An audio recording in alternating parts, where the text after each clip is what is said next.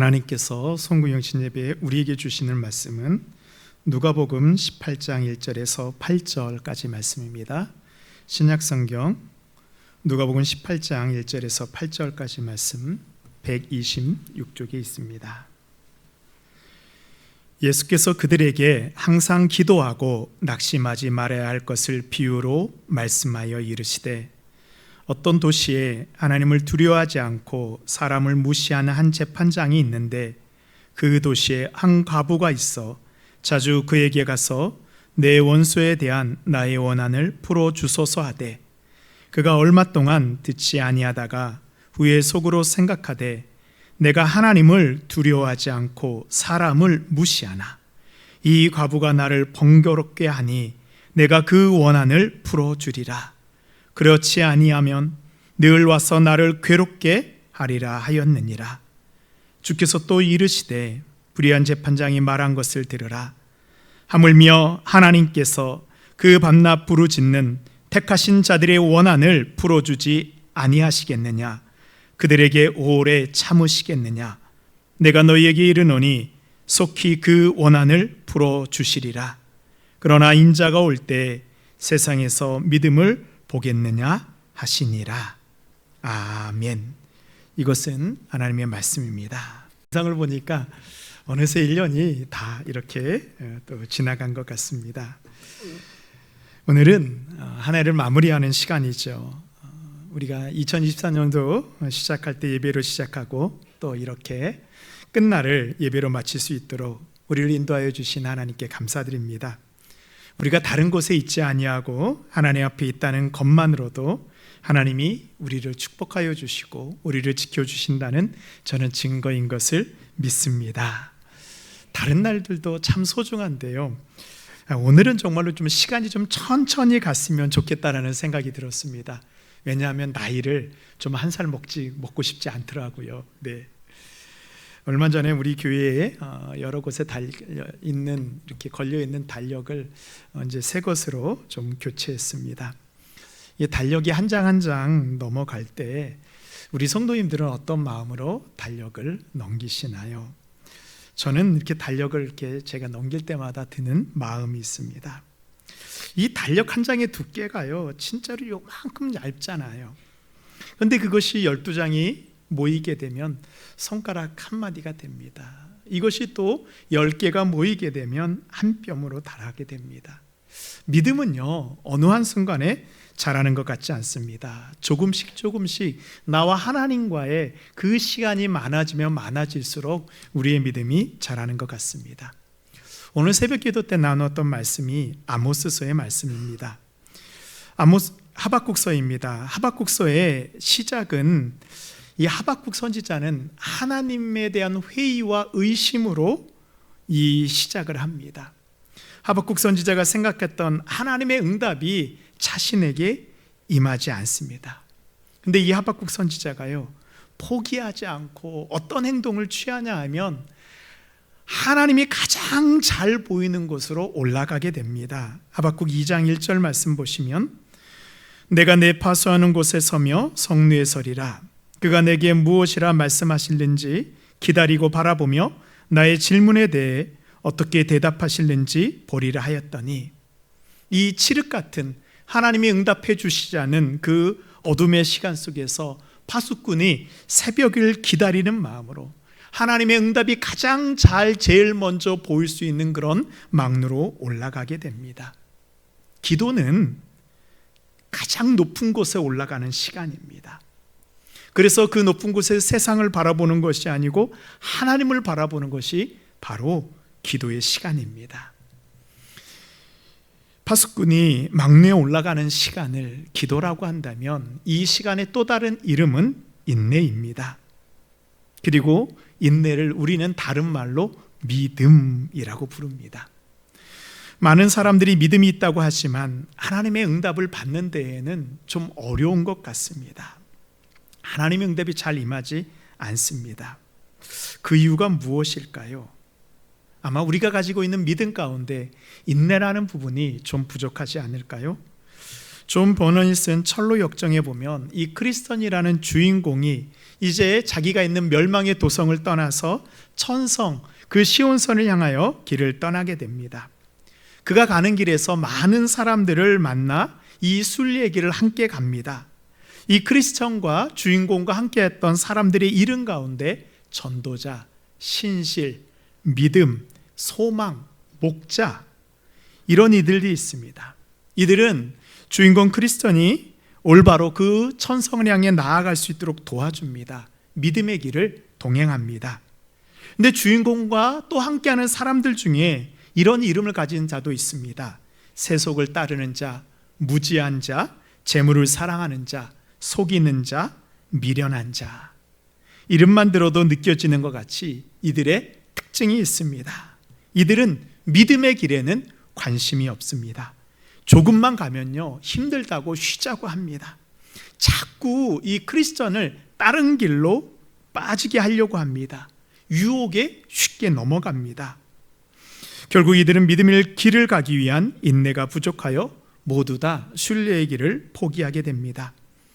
많은 분들이 나는 믿음이 있어 라고 말을 하지만 사실은 인내가 부족한 믿음으로 인해서 열매를 맺지 못합니다. 오늘 이 시간 하나님께서 우리에게 주시는 말씀을 통해 올해 나의 믿음 가운데 부족한 부분이 무엇인지 돌아보고 하나님이 허락하신 새해에는 믿음의 열매를 맺는 우리 모든 성도님들 되시기를 바랍니다. 오늘 우리가 읽은 본문 가운데 한 사람이 등장합니다. 우리 2절 말씀 우리 함께 읽도록 하겠습니다. 이르시되 어떤 도시에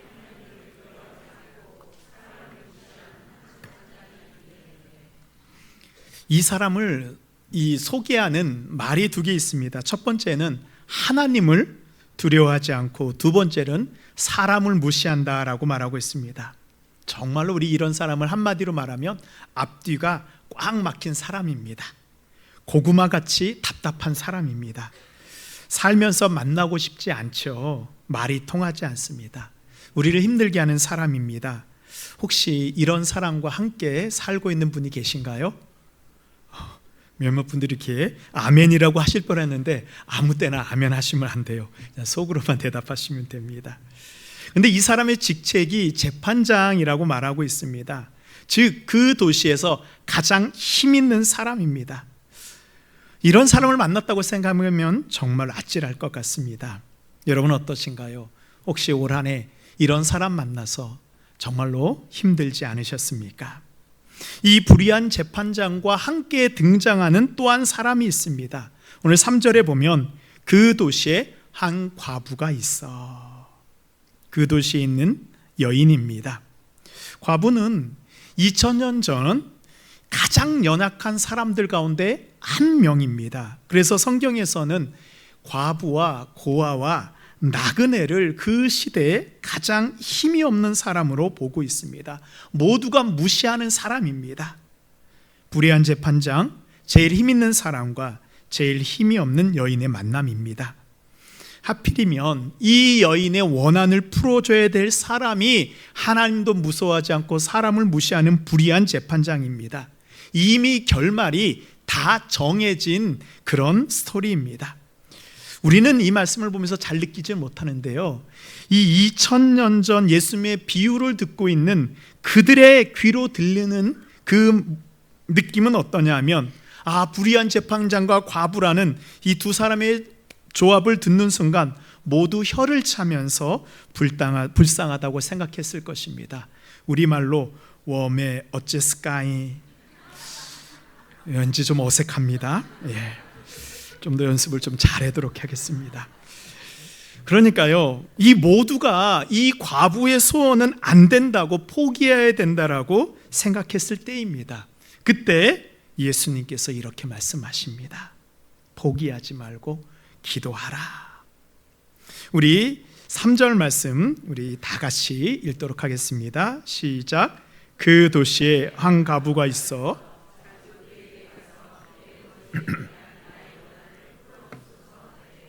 아멘. 과부는 불의한 재판장을 찾아갑니다. 우리가 읽은 성경에 보면 자주 그에게 가서라는 그런 표현이 나오는데요, 사실 원문에는 이 자주라는 단어는 없는 말입니다. 근데 왜 번역을 이렇게 했냐 하면, 그에게 가서라고 할 때 그 가서라는 단어는 이 헬라어로 에크로마이라는 그런 말을 쓰고 있습니다. 이 에크로마이라는 것은 간다라는 뜻도 중요하지만 우리 시제가 중요한데요, 한 번 가는 것이 아니고 지속해서 계속해서 갔다라는 그런, 우리로 치면 현재 진행형의 그런 형태를 가지고 있습니다.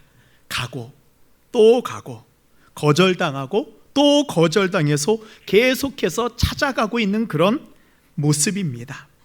불의한 재판관은 들은 척도 하지 않았을 것입니다. 이 불의한 재판장은요, 여러 번 사람들이 요청을 해도 들어주지 않습니다. 사람들이 지쳐서 포기하게 하는 것, 바로 이것이 이 불의한 재판장의 전략입니다. 당연히 과부가 청혼을 해도 마찬가지입니다. 사람들은 이 여인에게 이야기를 합니다. 저 사람은 안 되는 사람이야, 이제 그만하고 포기해 라고 말을 합니다. 계란으로 바위치기입니다. 그런데요, 의외의 상황이 펼쳐집니다. 5절 말씀입니다. 재판장이 이렇게 이야기합니다. 이 과부가 나를 번거롭게 하니 내가 그 원한을 풀어주리라. 그렇지 않으면 늘 와서 나를 괴롭게 하리라 하였느니라. 이 여인이요, 아침마다 재판장을 찾아갑니다. 그가 재판하는 그 성문 어귀에 서서 계속해서 이 재판장을 바라봅니다. 저녁에는 그의 집 문 앞에 기다렸습니다.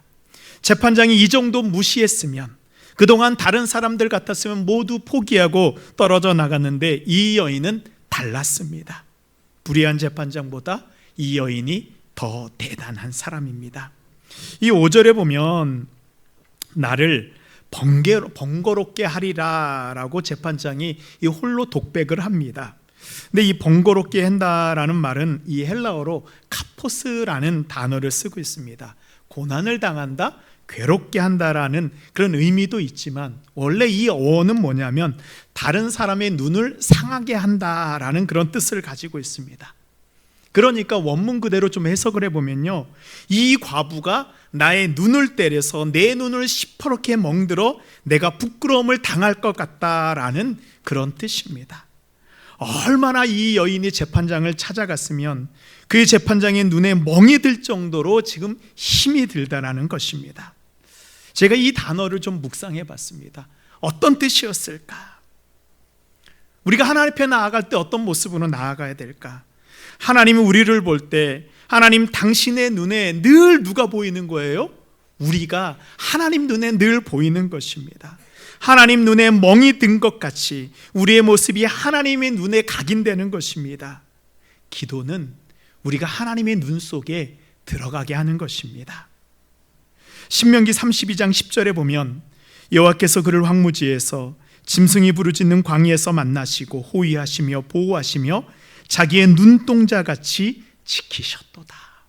우리를 하나님 당신의 눈동자처럼 지켜주셨다는 것입니다.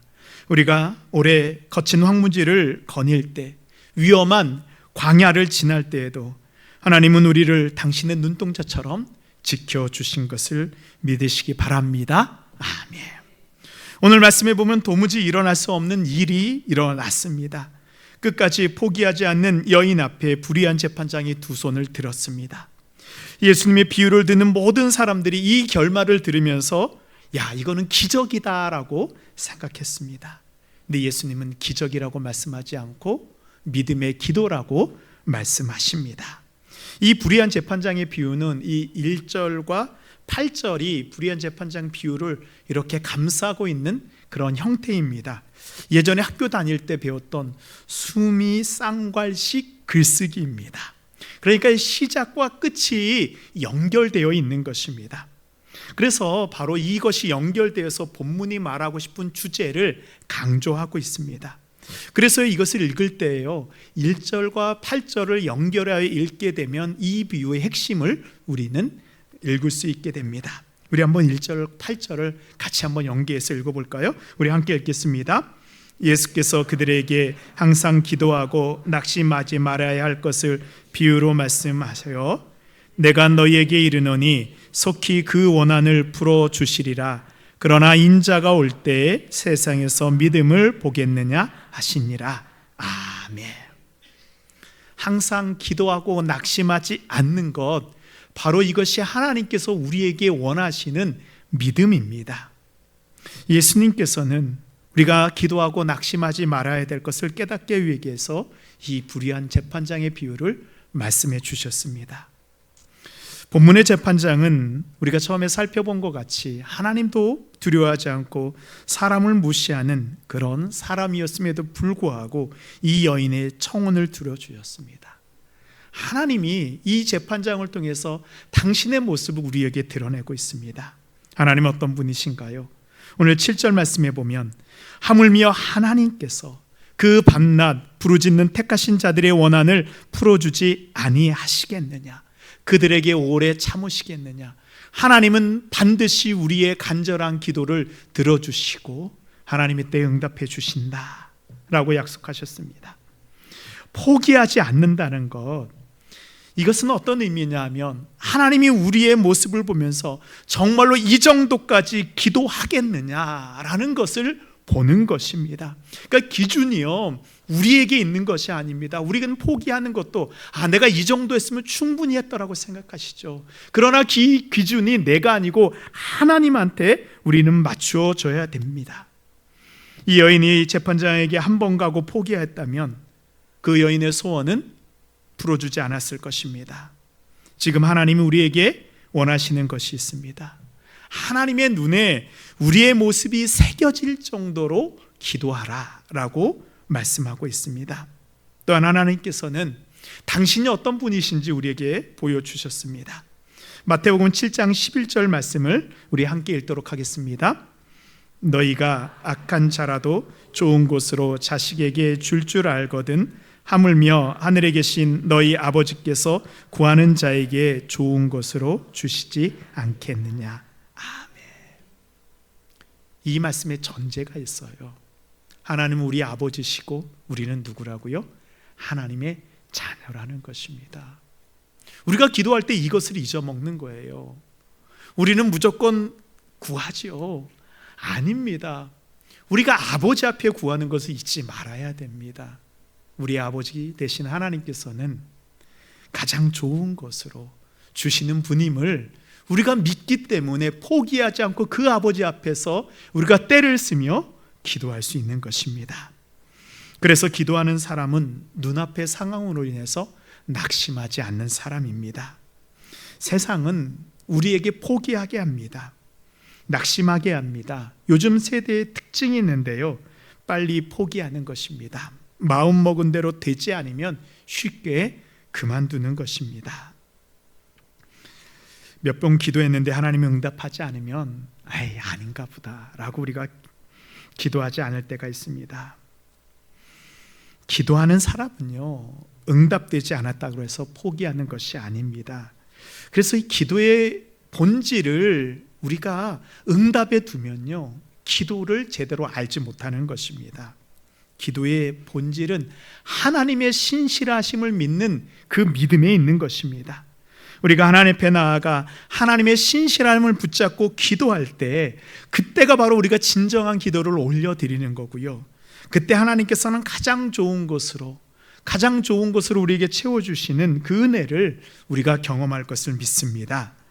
사랑하는 성도 여러분, 올해 혹시 기도하면서 포기한 것이 무엇입니까?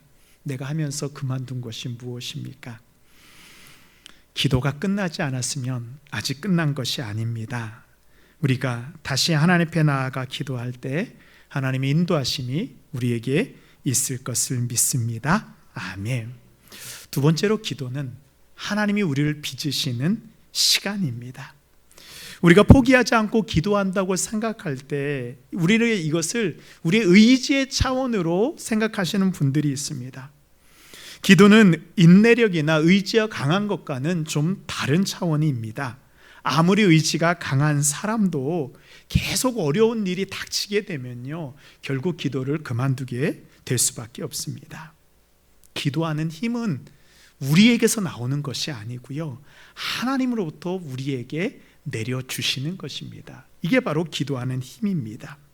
하나님께서 믿음의 조상 아브라함을 부르실 때의 일입니다. 우리 창세기 12장 1절 우리 함께 읽도록 하겠습니다. 여호와께서 아브라함에게 이르시되 너는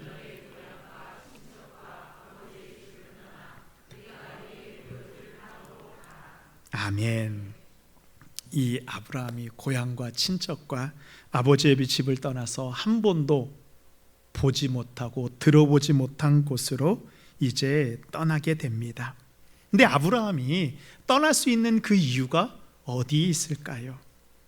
바로 아브라함은 하나님의 신실하심을 의지하였습니다. 하나님의 인도하심에 대한 믿음이 있었습니다. 아브라함이 출발할 때에는요, 가나안 땅을 보지도 못하였습니다. 들어보지도 못하였습니다. 그러나 아브라함은 그곳에 도착하지도 않았음에도 불구하고 하나님이 거기에 계시고 하나님이 그곳까지 인도해 주실 것을 믿었습니다. 아브라함이 가나안 땅으로 가는 길은 결코 쉽지 않았습니다. 이 가는 곳에 하란이라는 곳에 머물게 됩니다. 근데 그것이 좋았던 것 같아요. 이 아브라함의 아버지 데라가 죽을 때까지 그곳에서 계속 머물게 됩니다. 아마 다른 사람 같았으면 아마 그 정도 됐으면 하란에 계속 머물며 자리를 잡았을 것입니다. 근데 아브라함은요, 하란에 머물지 않고 하란을 떠나서 계속 가나안 땅을 향해 나아가게 됩니다. 아브라함은 가나안 땅에 도착하지 않았음에도 불구하고 하나님께 집중하고 다른 곳에 그의 마음을 두지 않았습니다. 믿음의 길은요, 하나님을 바라보며 다른 곳에 내 마음을 두지 않는 것입니다. 우리가 성경에서 존경하는 믿음의 인물을 꼽으라고 한다면 다윗을 우리는 꼽을 수 있습니다. 다윗이 사울 왕에게 쫓겨서 동가숙 서가숙하면서 도망 다닐 때의 일입니다. 아마 다윗 시편에 보면요, 이런 그런 탄식의 시들이 나옵니다. 하나님 왜 저를 불러주셔서, 왜 나를 기름 부어서 하나님 나를 이렇게 힘들게 하십니까? 하나님 차라리 저를 죽여주십시오. 이렇게 탄식하고 하나님을 원망했습니다. 그런데요, 다윗의 중심 가운데 흔들리지 않는 것이 있었습니다. 시편 62편 5절 6절을 우리 함께 보도록 하겠습니다. 제가 5절 하고요, 우리 6절 성도님들 읽겠습니다. 나의 영혼아 잠잠히 하나님만 바라라. 물은 나의 소망이 그로부터 나오는도다.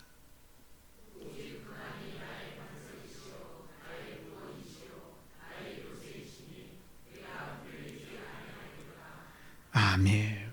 다윗의 소망이 지금 어디로부터 나온다고요? 하나님으로부터 나오는 것입니다. 다윗의 소망은 세상에 나오는 것이 아니고 하나님께 자신의 소망을 두었습니다. 그렇기 때문에 다윗의 문제가 여전히 해결되지 않았음에도 불구하고 하나님만 바라보며 잠잠히 기다릴 수 있었습니다. 다윗이 하나님의 사람인 그런 이유가 여기 있습니다. 다윗이 잠자리 기다리고 있었을 때요, 하나님은 무엇을 하고 계셨을까요? 우리가 하나님 앞에 기도할 때, 하나님의 응답이 우리한테 임하지 않을 때 하나님은 무엇을 하고 계셨을까요? 그냥 인내하라고만 하셨을까요? 우리가 다윗의 생애를 보면요, 다윗은 이렇게 힘들고 어려운 고난의 순간을 통하여서 하나님께서 세우시는 왕으로 만들어 가는 과정 가운데 있었습니다. 하나님께서는 다윗 속에 있는 그 불순물들을 하나하나 제거하는 그 일을 하고 계셨습니다. 다윗이 하나님 앞에 잠잠히 있는 것 같지만 하나님께서는 다윗을 하나님의 사람으로 빚고 계셨습니다. 하나님만 바라볼 수 있는 믿음의 사람으로 만들고 계셨습니다. 우리는 기도할 때 응답이 좀 빨리 임했으면 좋겠죠. 저도 우리 성도님들의 기도 제목을 가지고 기도할 때마다요, 하나님 이것이 좀 빨리 응답됐으면 좋겠습니다 라는 그런 마음이 있습니다. 그런데 역설적이게도 이 응답이 늦어질수록 우리는 어떻게 돼요? 하나님을 기다리는 그런 믿음의 사람이 되는 것을 우리는 느끼게 됩니다. 기도의 응답이 늦어지면 어떻게 해요? 하나님 앞에 하나님과 함께하는 시간이 점점 더 길어지게 됩니다. 하나님의 응답이 늦어지면 어떻게 돼요? 응답하시는 하나님을 알기 위해서 우리가 더 많이 하나님을 알아가게 됩니다. 이것이 바로 기다림의 역설입니다. 하나님의 응답이 늦어지면 늦어질수록 하나님과 더 많이 머물게 되고 하나님을 더 많이 알아가게 됩니다. 우리가 하나님 앞에 있는 시간을 통하여서 하나님 우리 안에 있는 불순물들을 하나하나 제거하여서 하나님이 쓰실 수 있는 정금 같은 하나님의 사람으로 만들어 가십니다. 우리가 기도한다고 말을 하지만 사실 우리가 기도한다는 그 말 속에는 많은 것들이 포함되어 있습니다. 우리의 기도 속에는 우리의 욕심이 있고요, 우리의 이기심들이 있습니다. 내가 이루고 싶은 것에 대한 욕망이 사실 우리의 기도 속에 있습니다. 또 기도 속에는 하나님이 원하지 않는 것들이 많이 포함되어 있습니다. 그런데요, 우리가 기도하는 동안 처음에 기도할 때는요, 우리의 기도 제목이 몇십 가지로 시작하게 됩니다. 그러나 하나님 앞에 계속하고 기도하다 보면 우리의 기도 제목이 어떻게 돼요? 점점 더 걸러지는 것을 우리는 느끼게 됩니다. 기도하는 동안 하나님께서 우리를 다듬어 주시고 우리의 기도 속에 있는 잘못된 것들을 하나님께서 다 하나하나 제거하여 주시고 우리를 고치어 가십니다. 사도 바울은 이것을 연단이라고 이야기하였습니다. 인내는 연단은 소망을 이루어 간다. 우리가 소망은 언제 갖는지 아세요? 기도 처음 시작할 때는 이 기도 제목만 응답되면 소망이 나에게 임할 것처럼 생각하잖아요. 아니에요. 진짜 소망은요, 하나님 앞에 계속 하나님의 응답이 더디고 그 더딘 가운데 내 진짜 소망이 무엇인지 우리는 알게 되는 것입니다. 그렇습니다. 우리에게 하나님의 응답이 더딘 것 같아도 그 시간을 통해서 하나님께서는 우리를 하나님이 원하시는 사람으로 만들어가는 시간인 것을 믿으시기 바랍니다. 아멘. 하나님께서는 올해도 우리를 하나님의 사람으로 빚어 가셨습니다. 내년에는 하나님이 더 귀하게 쓰실 수 있는 사람으로 빚어 가실 것을 믿습니다. 아멘. 마지막으로 기도하는 인생은 다릅니다. 우리가 기도할 때 포기하지 않고 낙심하지 않을 수 있는 이유는 바로 여기에 있어요. 기도하는 인생과 기도하지 않은 인생의 결말이 다르다는 것을 우리는 성경을 통해서 보고 배웠기 때문입니다. 창세기 49장에 보면 야곱이 자신이 12아들을 축복해 주는 그런 유언과 같은 내용이 나옵니다. 그 중에서 야곱은 자신이 생전에 가장 사랑하였던 그 요셉을 이렇게 축복합니다. 창세기 49장 22절에 보면 요셉은 무성한 가지 곧 생곁에 무성한 가지라 그 가지가 담을 넘었도다. 아멘. 정말로 요셉의 삶이 이 야곱의 축복과 같이 이루어졌을까요? 요셉은요, 우리가 아는 것 같이 야곱이 가장 사랑하는 아들이었습니다. 다른 사람들은요, 그냥 시커먼 이 무채색의 옷을 입을 때 요셉만큼은 이 색깔 있는 색동옷을 입었다라는 것입니다. 가장 사랑하는 아들이었으나 형들의 시기로 말미암아 애굽의 종으로 팔려가게 됩니다. 그런데 저는 이렇게 성경을 잘 읽다 보면요, 이게 형들이 이 요셉을 시기했다는 것에 보면요, 사실은 이 요셉이 아마 좀 잘못한 부분이 있었던 것 같아요. 나는 아버지의 사랑을 가장 많이 받는 자라는 그런 교만이 좀 있지 않았나, 성경에서 저는 그런 흔적을 희미하게나마 볼 수 있습니다. 형들의 시기로 말미암아 애굽의 종으로 팔려가게 됩니다.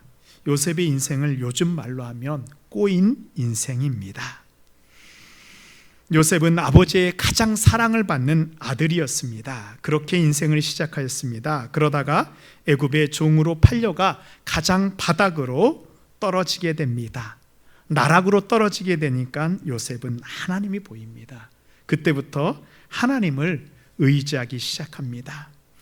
창세기 39장을 이 요셉의 장이거든요. 창세기 39장을 잘 읽어보면 손이라는 그런 말이 많이 나옵니다. 바로의 시위대장 보디발이 노예 상인의 손에서 요셉을 산이라. 요셉의 주인 보디발이 자기의 모든 소유를 요셉의 손에 의탁하니라. 간수장이 그 감옥의 모든 일을 요셉의 손에 맡기니. 요셉을 인도하시는 하나님의 손이 있는 것을 창세기 39장에서 우리에게 알려주고 있습니다. 하나님의 손님이 요셉과 함께하는 것, 하나님의 손이 우리와 함께하는 것을 우리는 형통이라고 부릅니다. 창세기 39장 2절 말씀 우리 함께 읽도록 하겠습니다. 여호와께서 요셉과 함께 하심으로 그가 형통한 자가 되어 그의 주인 애굽 사람의 집에 있으니. 아멘. 요셉이 하나님의 손을 잡고 나니 요셉이 형통을 경험하게 됩니다. 그런데 요셉이 형통하게 되어 하나님의 손을 붙잡았지만 그때 하나님께서 요셉을 바로 종에서 건져 주셨을까요? 아니요, 그렇지 않습니다. 종이었는데요, 더 억울하게 죄수가 되어서 감옥에 갇히게 됩니다. 감옥에 갇혔지만 그는 여전히 하나님의 손을 붙잡았습니다. 감옥에서 요셉이 술 굽는 관원장을 도와주어서 나중에 이제 술 맡은 관원장이 바로왕 앞에 나갈 수 있도록 요셉이 도와주었습니다. 이제 요셉이 생각하기에 저 사람이 바로 앞에 갔으니 내 인생은 이제 풀렸다라고 생각했을 것입니다. 그런데요, 성경은 그렇게 이야기하지 않습니다. 이 술 맡은 관원장이요, 요셉을 잊어버립니다.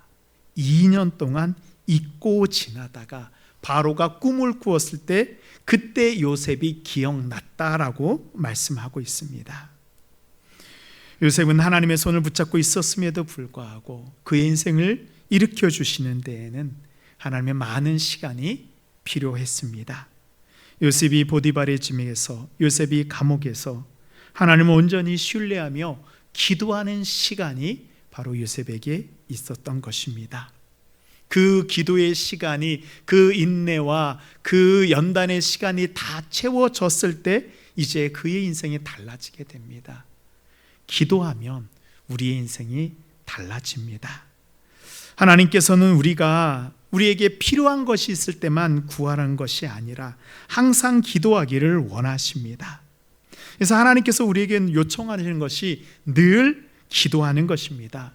골로새서 4장 2절에 보면 기도를 계속하고 기도에 감사함으로 깨어 있으라 라고 말씀하고 있어요. 기도를 계속하고. 기도가 특별한 일이 아니고요, 기도가 우리의 삶의 일상이 됐을 때 우리의 인생이 달라지게 됩니다. 사랑하는 성도 여러분, 하나님, 나는 왜 기도하는데 하나님 내 인생이 변하지 않습니까? 하나님, 나는 기도하는데 하나님 왜 응답되지 않습니까? 우리가 기도를 특별한 일로 만들어 버렸기 때문입니다. 기도가 우리의 삶의 일상이 되어서 늘 하나님 앞에 기도하고 늘 하나님 앞에 나아갈 때 그때 우리의 인생이 달라지게 되어 있습니다. 재판장을 찾아왔던 여인의 모습을 성경은 이렇게 표현하고 있습니다. 누가복음 18장 5절에 보면 늘 와서 나를 괴롭게 하리라 하였느니라. 바로 여기에 방점이 있습니다. 늘 와서, 늘 재판장의 눈 앞에 있었기 때문에 그의 원한이 풀어진 것입니다. 여인이 재판장을 찾아갔던 이유가 하나입니다. 그 여인의 원한을 풀어줄 수 있는 그 재판장, 그 결정권이 바로 재판장에게 있기 때문입니다. 믿음은요, 우리 인생의 결정권이 하나님께 달려있는 것을 신뢰하는 것입니다. 하나님은 우리 인생의 재판장이 되어주시는 것을 믿으시기 바랍니다. 아멘. 하나님, 우리가 구하는 것을 반드시 응답해 주시는 신실하신 하나님입니다. 하나님을 바라보며 기도하는 자리가 우리의 인생을 바꾸어 놓는 축복의 자리입니다. 기도하는 시간이 길어질수록 우리의 삶의 풍성함이 더해집니다. 사랑하는 성도 여러분, 이제 우리는 새로운 한 해를 바라보며 기다리고 있습니다. 그냥 시간이 지나가서 2025년도가 시작되는 것은 우리의 삶과는 관계가 없는 그냥 흘러가는 시간입니다. 이제 우리는 우리의 삶에 임하시는 예수 그리스도로 말미암아 새로운 한 해를 시작해야 합니다. 하나님의 역사하심을 기대하시기 바랍니다. 우리가 하나님 앞에 나와 오늘 말씀에 나온 여인과 같이 늘 하나님의 응답이 임할 때까지 하나님의 손을 붙잡고 기도한다면 우리 인생이 달라지는 그 놀라운 역사가 우리에게 일어날 것을 믿습니다. 아멘. 이제 이 순간이 바로 여러분의 인생이 달라지는, 기도로 여러분 인생을 변화시키는 그 기도의 첫 시간 되시기를 바랍니다. 아멘.